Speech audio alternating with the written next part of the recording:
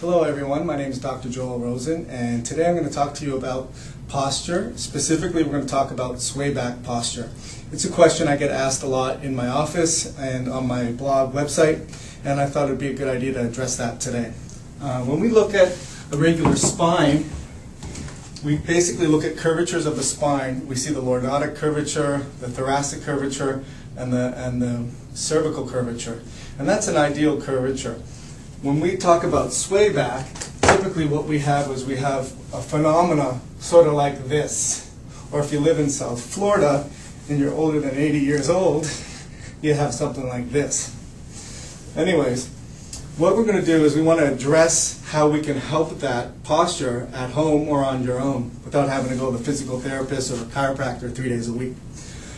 Most people have a rehab ball. If you don't have a rehab ball, then it's going to be difficult to do it. But if you do, what I want to do is I want to address 3 areas that we should work on when we're fixing a swayback posture. First one is the lordotic curvature.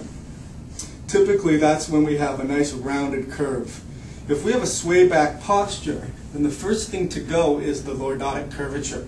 And that's how we look like this. Gravity kicks in and our posture loses. So one thing I teach my patients is on a rehab ball like this, just practicing the lordotic curvature. So it would look like 1, 1, 2, 2,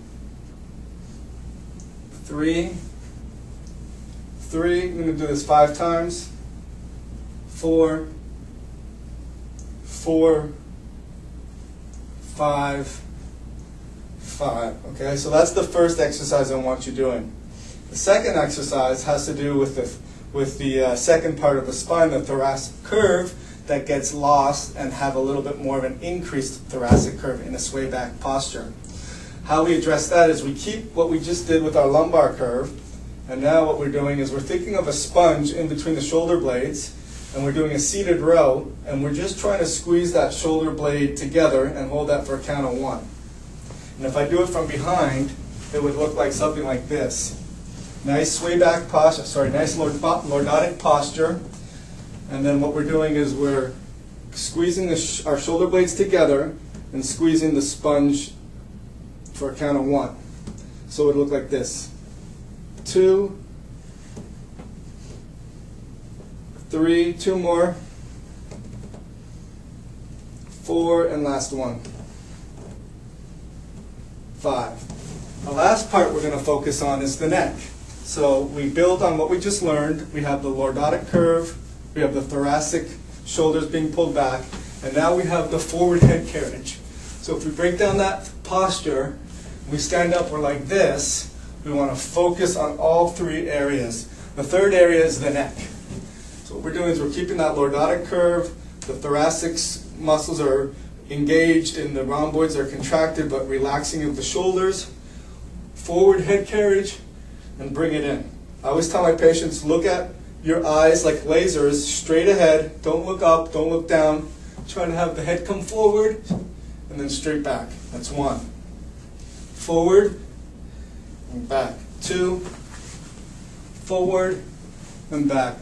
3, forward and back. 4, like someone's punching me in the chin and it's going straight back, forward and back. 5. And those are the 3 postures I want to work on. Now, if you don't have a stability ball, then what you can do is you can do it laying on your back. And the way you would do it is if you had a mat, I tell my patients to envision like a tunnel underneath your back. Have that curve nice and rounded, like a little mouse could go underneath it. And then that would be the lordotic curve. And then you want to flatten that mouse. So forward and back 1, forward and back 2. And that engages the core muscles of the stomach. Lastly, you could also do it on your hands and knees. This is like a yoga pose called the cat and the camels. This would be my lordotic curve, and this would be my pelvic forward tilt, rear tilting, arching, and flattening. And basically, and we're doing 3 sets of 5.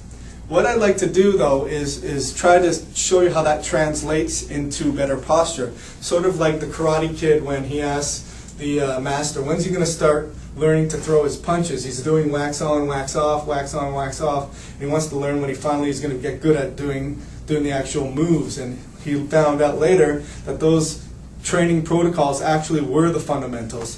So if I sort of translate that into everyday posture, instead of doing something like this with my sway back, we've corrected the lumbar lordosis, we've corrected the weakening of the rhomboids, and most importantly, the forward head curve comes in, and we're looking in a good posture. I would suggest we do that 3 sets of 5. You could do that throughout the day, sort of like breakfast, lunch, and dinner. And eventually your muscles will start to hold these new moves and get re-educated as to this is the new posture. That's it for today, sway back posture. If you want to learn more about me, go to my website at drjoelrosen.com. Thanks.